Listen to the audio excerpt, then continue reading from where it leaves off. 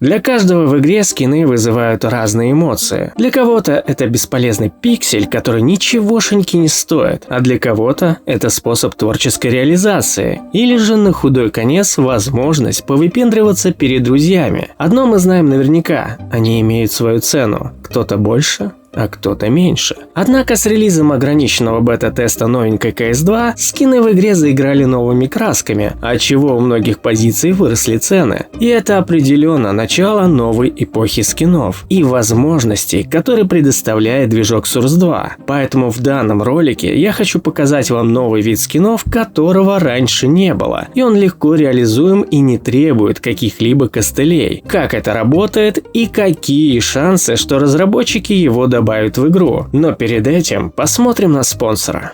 Добро пожаловать на CaseDrop.net, где ты можешь поднять неплохие скины. И помимо банальных открытий кейсов, на сайте очень много приколюх. Не понравился скин, проапгрейдил его. Или же имеешь кучу ширпа, то можно обменять его на контракте. А самое главное, что сейчас проходит CS2 ивент, где ты, взаимодействуя с сайтом, получаешь опыт и прокачиваешь уровень. И при каждом уровне получаешь награду. Ну а при пополнении баланса можно получить плюс 15%, используя мой промокод. Так что не теряй времени и заходи на CaseDrop. Ну что же, как раз сейчас на экране вы можете лицезреть абсолютно новый вид скинов для CS2. Прозвал я его банально просто – водяной пистолет. И я думаю, многие из вас уже догадались, откуда растут ноги. И да, это стало возможным благодаря обновленному виду коктейля Молотова, в котором явно виднеется жидкость, реагирующая на движение. И если поднести бутылку к свету, мы также увидим реакцию материала. Причем, если вы не знаете, такой прикол — это совсем не что-то новое. До этого точно такая же фишка использовалась в Half-Life Alyx, а еще до нее была реализована в Left 4 Dead 2, который на секундочку базируется на Source 1. Но есть одно очень весомое отличие. Если в Left 4 Dead такая фишка была реализована путем джигл костей и цилиндрообразного мэша, то в CS2 и Half-Life Alyx все реализовано путем определенного смодулированного шейдера под названием Liquid, что в переводе жидкость. И как раз таки благодаря этому шейдеру нам не нужно придумывать какие-либо костыли или же создавать какую-нибудь новую модель для оружия, дабы это работало. Просто создаем материал, и он ложится на любую модель, и мы получаем эффект, словно в ней находится жидкость, что как раз таки и открывает возможность появления подобных скинов, как водяной пистолет. Ну а что же касается вероятности, что разработчики вдруг решат добавить такой вот вид скинов, то в принципе сложно сказать. Иногда у них действительно 7 пятниц на неделе. Но у нас есть примеры, благодаря которым шансы становятся чуть выше. А это блестки на наклейках, которые также были реализованы для определенных моделей. И в какой-то момент разработчики решили добавить их как отдельный вид наклеек. Или же второй пример, опять же с наклейками. Это полуанимационные наклейки, которые, кстати, добавили уже с подачи комьюнити. Так что да, шансы достаточно велики. Причем, чтобы вы понимали, благодаря этому шейдеру можно создавать не только водяной пистолет, но и различные тематические скины, допустим, из стекла или же реалистичного льда. Потому что шейдер достаточно гибкий и дает возможность избавиться от эффекта воды и оставить стеклообразную оболочку. При этом вы путем маск текстуры можете выбирать, какие участки модели будут просвечиваться как стекло, а какие нет. Это дает большие возможности для творческой реализации. Ну а какой же эффект при этом будет, находясь подобный скин в руках, мама не горюй. Ну и в связи с этим, теперь у меня вопрос к вам.